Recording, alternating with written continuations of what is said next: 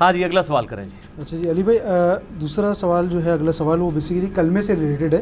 جیسے ہمیں پتہ ہے کہ ہمارا کلمہ تو ہے لا الہ الا اللہ محمد الرسول اللہ. اچھا اس پہ جو ہے مجھے یہ بتائیں کہ شیعوں پہ بیسیکلی اب یہ بھی کنفرم کریں کہ یہ ان پہ ایک بیسیکلی الزام ہے یا وہ ہے کہ انہوں نے کلمے میں اضافہ کیا ہے. ایک تو سب سے پہلے کیا ہے کہ یہ بات صحیح ہے، دوسرا یہ کہ کیا انہوں نے کیا اضافہ کیا ہے، ایک تو یہ ہو گیا. اچھا اسی طرح جو ہے بریلویوں نے آپ کو پتہ ہے کہ کچھ اذان کے سے پہلے صلاۃ والسلام اور اس کو اسپیکر پہ کرتے ہیں، بیسیکلی اسپیکر کے اندر اس کو کرتے ہیں. تو اس سے یہ لگتا ہے کہ وہ ایک اذان کا پارٹ ہے.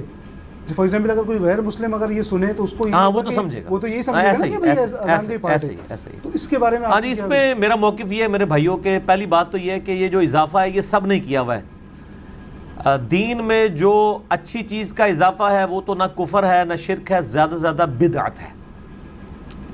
اذان کے ساتھ درود کا جو اضافہ انہوں نے کیا ہے، وہ کہتے ہیں جی ہم پہلے درود پڑھتے ہیں پھر وقفہ کرتے ہیں پھر اذان دیتے ہیں. اضافہ نہیں کیا ہوا، تھوڑا سا وقفہ رکھا ہوا ہے لیکن اٹیچ تو اس کو کر دیا ہے نا. مسلم شریف میں حدیث ہے جو اذان کا جواب دے اس کے بعد درود پڑھے اور الوسیلہ والی دعا اللہ سے مانگے، میری شفاعت اس کے لیے حلال ہو جائے گی. بعد میں تو درود ضرور پڑھے، ٹھیک ہے جی. پہلے والا جو درود ہے وہ اذان کے ساتھ اس طریقے سے جوڑ کے، تو اس کی مخالفت تو خود غلام سعود سعیدی رحمہ اللہ تعالی جو پاکستان لیول کے محدث تھے بریلویوں کے اور علمی اعتبار سے میرے استاد بھی ہیں، انہوں نے تو باقاعدہ خود اس کے خلاف لکھا ہے. اور انہوں نے بڑا یعنی سخت الفاظ میں لکھا ہے شرح صحیح مسلم میں کہ حضرت بلال ہم سے زیادہ عاشق رسول تھے، وہ اذان سے پہلے وقفہ کر کے درود نہیں پڑھا کرتے تھے. تو آپ نے ایک چیز یعنی ایڈ کی، اور ان کی مسجد میں اذان سے پہلے درود نہیں ہوتا تھا، اذان کے بعد پڑھواتے تھے. وہ بھی کہتے تھے 4-5 دن کے بعد ایک اذان کے بعد، روٹین نہیں بنائی تھی. وہ کہتے ہیں منع کیا ہوا ہے کہ روٹین نہیں بنانی ہے، اس کو کوئی حصہ نہ سمجھ لے. اور 4-5 دن کے بعد اس لیے کہ ہم پہ کوئی وہابی ہونے کا فتویٰ نہ لگا دے.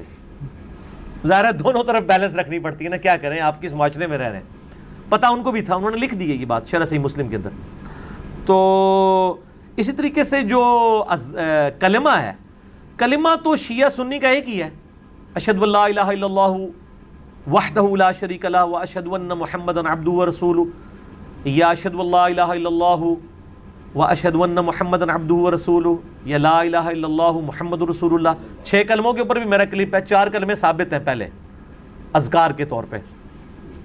تو آپ لکھ دیں 6 کلموں کا ثبوت انجینئر محمد علی مرزا، تو نکل آئے گا وہ کلپ. باقی جو شہادت ثلاثہ اسے کہتے ہیں، تیسری شہادت، یعنی اشہد ان علی ولی اللہ، کہ ہم گواہی دیتے ہیں کہ علی جو ہیں وہ اللہ کے ولی ہیں. ہمیں اس جملے سے تو کوئی اختلاف نہیں ہے.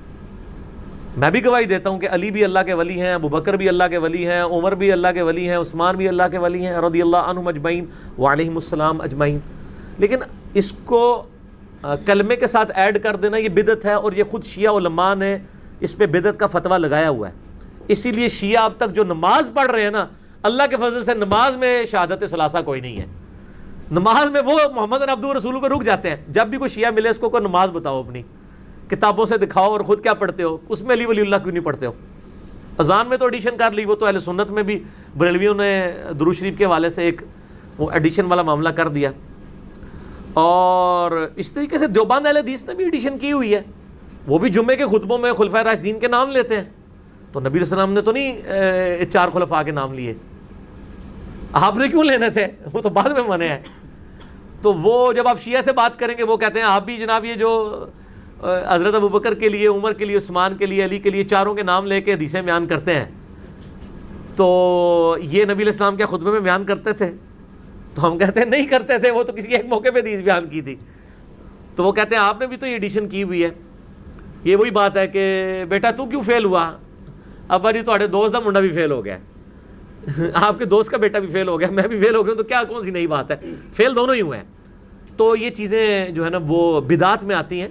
اس سے کوئی کلمہ علیحدہ نہیں ہو گیا، کوئی دین علیحدہ نہیں ہو گیا، وہ اسلام سے خارج نہیں ہو گئے ہیں.